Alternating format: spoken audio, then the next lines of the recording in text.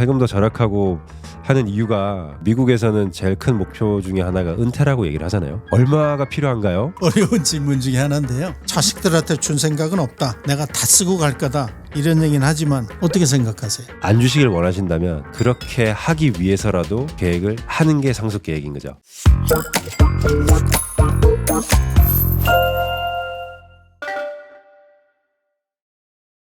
안녕하세요. 재무인사이트 구독자 여러분. 온전재무의 천경태 키스킴입니다. 네, 이번 2부 시간에는 지난 1부에 이어서 구체적인 리타이먼트 플랜과 또 상속 플랜에 대한 부분들을 좀 다루어 보도록 하겠습니다. 저희가 지금 돈을 모으는 얘기도 하고 뭐 세금 얘기도 하고 많이 했는데 궁극적으로 이렇게 모으고 열심히 이제 뭐 세금도 절약하고 하는 이유가 미국에서는 제일 큰 목표 중에 하나가 은퇴라고 얘기를 하잖아요. 은퇴를 하려면 얼마가 필요한가요? 이런 질문 많이 받거든요. 거기에 대해서는 어떻게 답을 주실까요? 어려운 질문 중에 하나인데요. 우리말에 다다익선이라는 말 있잖아요. 많으면 많을수록 좋다. 그런데 오히려 다다익선이 올무가 되는 경우가 있는 것 같아요. 필요에 대한 만큼만 자족할 수 있다면 이게 훨씬 더 행복할 수도 있는데 이제 많다라는 걸 우리가 한번 좀 정의를 한번 내려보도록 할게요. 은퇴를 생각할 때 필요한 돈이 얼마쯤 될까? 지금 현역에 있는 동안에 한번 계산해보는 방법 중에서 우리가 한 3가지 정도를 쉽게 볼 수 있을 것 같아요. 첫 번째, 현역에 우리가 급여나 비즈니스를 통해서 이렇게 수입이 충분히 있을 때는 국가에서 관장하는 소셜 시큐리티 연금 같은 경우에 대해서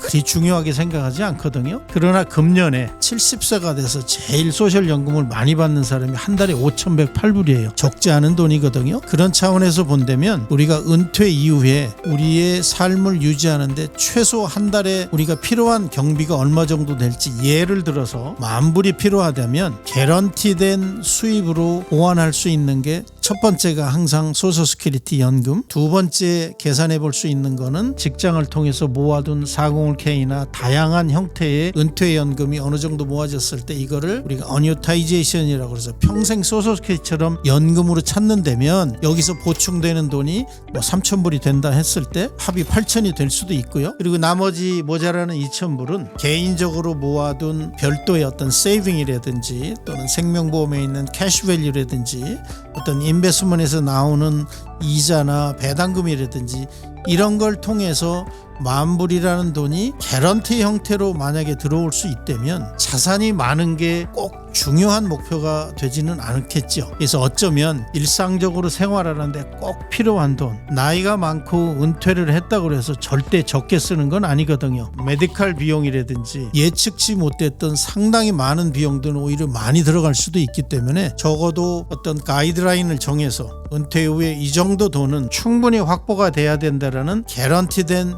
연금, 자산보다는 연금이 훨씬 더 파워가 있기 때문에 이런 돈들을 어떻게 모으느냐, 이게 이제 관건일 것 같습니다. 하나의 액수가 딱 정해져 있다기보다는 내 재산이 어떻게 준비가 돼 있고 한 거에 따라서 다 각자 다를 것 같아요. 그리고 내가 필요한 돈을 계산을 할 때 얼마가 쓰는지를 보셔야 되잖아요. 비즈니스 하시는 분들한테 하나 팁을 드리자면 지금 만약에 내가 10,000불을 쓰고 있다라고 느끼시면 은퇴할 때는 한 15,000, 20,000불이 필요하다고 생각하고 계산을 하시는 게 좋습니다. 왜냐면 내 비즈니스를 통해서 개인적인 지출 이런 거 공제 많이 받으시거든요. 법인카드를 통해서 사용하고 있는 많은 혜택들이 이제 은퇴와 동시에 이제 없어진다고 생각을 하시면 한 2배 정도 예측을 하셔가지고 계획을 세우시는 게 현명할 것 같습니다. 우리가 재정에는 재정 설계와 그 마지막에 상속 설계라는 이제 이렇게 두 가지로 볼 수 있는데, 이제 어떤 분들은 자식들한테 준 생각은 없다. 내가 다 쓰고 갈 거다. 이런 얘기는 하지만 그럼에도 불구하고 상속 계획은 필요할 텐데 어떻게 생각하세요? 특히 이제 자수성 가시는 분들이 그런 말씀 많이 하시거든요. 그런 경우도 상속이 필요할까라는 건데 이제 2가지가 있는 것 같아요.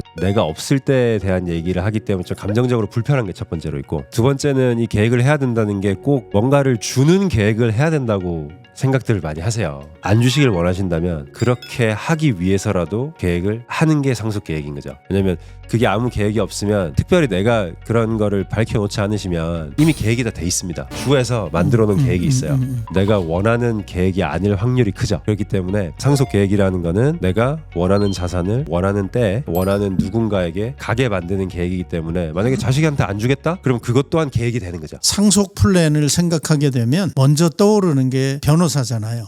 재무 설계사와 변호사의 어떤 역할, 이건 어떻게 볼 수 있을까요? 우리가 집을 살 때랑 좀 비교를 하면 될 것 같은데요. 법적으로 뭔가 서류를 만들어서 이제 내가 원하는 거를 이렇게 실행시킨다는 거는 필수적인 조건이죠. 우리가 보통 집을 살 때 내가 저기 원하는 집이 있고 뭐 아이들을 키우면서 어떤 삶을 살아가야지라는 그런 계획을 세우고 이제 집을 사잖아요. 재무 쪽의 그 역할이 그런 부분이라고 보시면 될 것 같아요. 고객들의 실제 그 원하는 그런 그 사항들 이제 같이 계획을 하는 부분이고, 바로 변호사한테 가서 이제 작성을 하는 게 맞다라는 판단이 들면 그렇게도 이제 안내를 드리는 게 맞는 거고, 상황이 생각보다 복잡하다 그러면은 전체를 봐서 하는 게 올바르고 또 나중에 실수가 없겠죠. 많은 질문들이 이제 크게 이제 몇 가지로 나뉘는 것 같은데, 그 중에 이제 은퇴구자 그리고 은퇴 준비에 대한 질문들이 꽤 많은 것 같습니다. 특히 조지아 하면 한국 기업들도 많고 주재원분들이 많이 계시잖아요. 그런데 주재원분들이 여기 미국 와서 은퇴 계획을 하시거나 아니면 회사에서 주는 베네핏을 이렇게 활용하면서 401k를 보면 내가 지금 한국으로 돌아갈 수도 있는데 이걸 해야 되나 말아야 되나 이런 그 질문 많이 하시거든요. 주재원분들한테는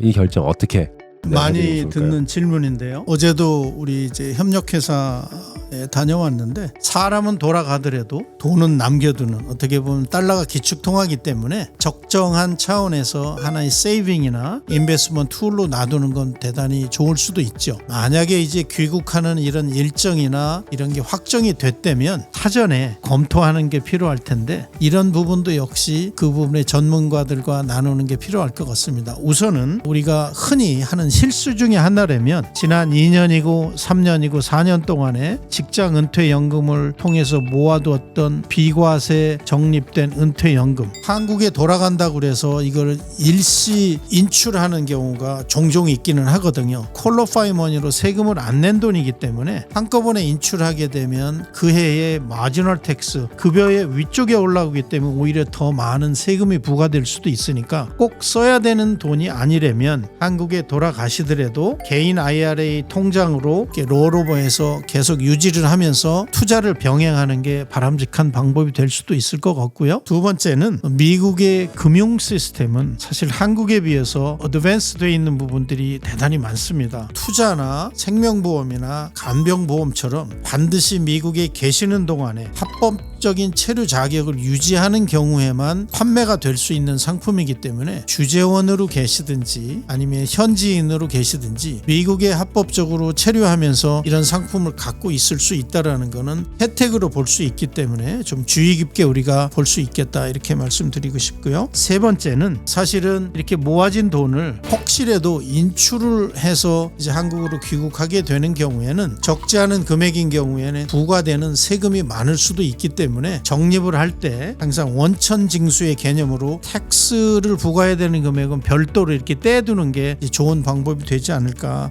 그렇게 생각이 됩니다. 지난 1부에는 우리가 재정 설계에 대한 기초, 필요성, 그런 다양한 부분들을 터치를 했는데, 이번 2부에서는 리타이먼과 관련된 아주 현실적인 그런 문제들, 꼭 뭘 어떻게 준비해야 되는지, 그리고 가장 중요한 우리가 은퇴 플랜의 어떤 중요성에 대한 건 강조를 해봤고요. 그리고 남겨진 자산을 상속 플랜을 통해서 다음 세대에게 잘 넘겨줄 수 있도록 계획하는 게 중요하다, 그런 얘기를 이 시간에 나누었습니다. 추가로 재정과 관련된 궁금한 사항이 있으시면 언제든지 저희 재무인사이트 연락 주시면 최선을 다하여 잘 돕도록 하겠습니다. 재무인사이트의 천경태, 키스킴이었습니다. 감사합니다. 감사합니다.